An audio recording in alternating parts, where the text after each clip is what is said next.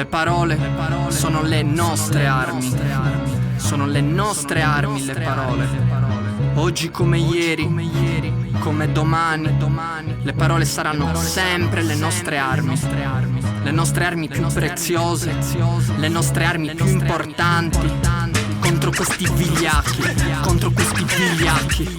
Nuovo giro, nuova corsa, questa vita è una lotta. Scrivo e lascio la mia impronta, la parola è la mia forza. La forza tua è invece la violenza, che sciocco. Il violento altro non è che un semplice allocco.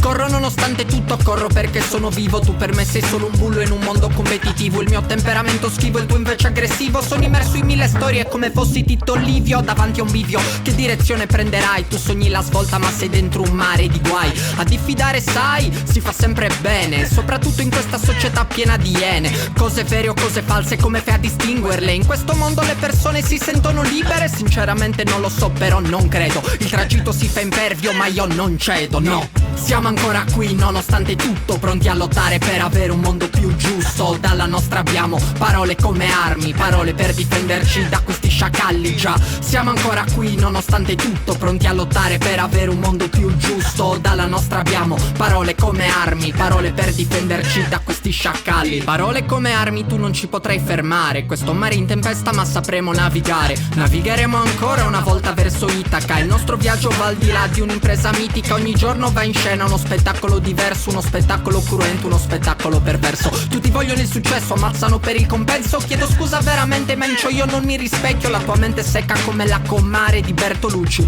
Tu vuoi primeggiare, io coltivare i dubbi. Dalla vita traggo spunti su cui ragionare. Tu per la fame, per i soldi faresti del male. Dobbiamo andare, è giunto il momento. Dobbiamo andare ancora, sta cambiando il vento. Tutto può cambiare, basta volerlo. A me non le mie vele, non voglio più stare fermo. Siamo ancora qui nonostante tutto, pronti a lottare per avere un mondo più giusto. Dalla nostra abbiamo parole come armi, parole per difenderci da questi sciacalli, già. Siamo ancora qui nonostante tutto, pronti a lottare per avere un mondo più giusto. Dalla nostra abbiamo parole come armi, parole per difenderci da questi sciacalli.